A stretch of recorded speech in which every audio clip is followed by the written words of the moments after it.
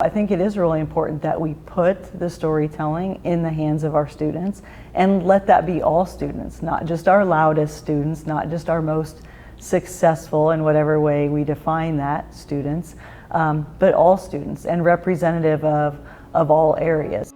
I'm Dr. Jill Johnson. I've spent my entire career in education. I started in the classroom, then trained teachers, and most recently served as a high school administrator. Now I help highlight the stories, struggles, and successes in educating the next generation of content creators. Welcome to CGTV. Well, Dr. Jill, it's great to be back with you talking about a difficult subject in education, one that really deserves a lot of time and attention. Today we're going to touch on a few things about equity and education that I think are really valuable, and hopefully we uncover a couple of those things that sometimes we overlook, even as we were having conversations earlier. It's such a careful subject, but also one that we just need to spend more time thinking and listening. And so I wanted to ask you about, what role have you seen yourself play, and have you really seen benefit education, specifically in this communications and social media area? Yeah, I really think schools can always do better. People can always do better with equity and inclusion. Things were really highlighted during the pandemic. Things we already knew about, but it became even more evident as kids were sent home, and we started to realize maybe what some of those, the impact of that home life really had in a more highlighted sense. And so when we think about that, and with communication, considering how we can better tell stories, how we can better give kids the opportunity to tell their own stories, I think really helps to equalize the playing field and include everyone. Yeah. So when we think about that, oftentimes the role that communication plays as it relates to social economic statuses sometimes has a dramatic effect within schools, right? There's certain personas, areas, groups that get highlighted far more than others.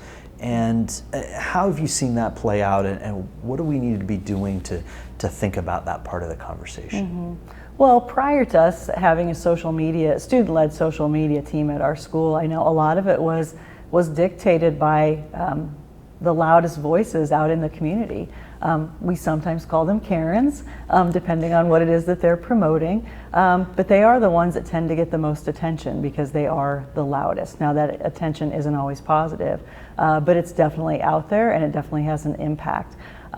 And so I think it is really important that we put the storytelling in the hands of our students and let that be all students, not just our loudest students, not just our most successful in whatever way we define that students, but all students and representative of all areas. So that might be race, color, sexual orientation, religion, but it also might be football team, band, drama club, independent, right? And so just really allowing each of them to have their voice and not saying one's better than the other, but letting them tell their story. Because it is great to have different clubs that are like the writing club or the acts of kindness, the AOK club, those kind of things really have a neat story to tell too, besides just your all-star quarterback or your lead in the musical. Yeah, well, I love the way you put those together. We don't just want to highlight Karen's kids, and we don't just want to highlight the areas of the school that have that specific focus that sort of resonates with the loudest or squeakiest wheel.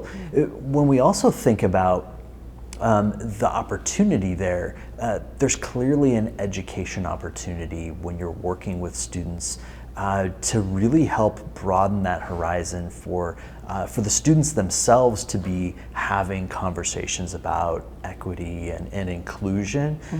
How do you see that playing a role in the communication strategy too? Yeah, and I think this is a place where we can grow, and we tend to, as administrators, to tiptoe around it a little bit. Right now I feel myself tiptoeing even a little, worried about saying the wrong thing in hopes of saying the right thing.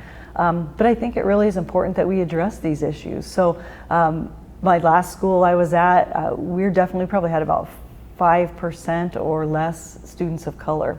And so allowing those kids to maybe share some of their stories, I think could help the overall population. I also think we had a 25% special education population. We did a much better job telling those stories because it was a larger percentage. And so I think it's important that you do look at your data, look at your kids, and what is the story that needs to be told.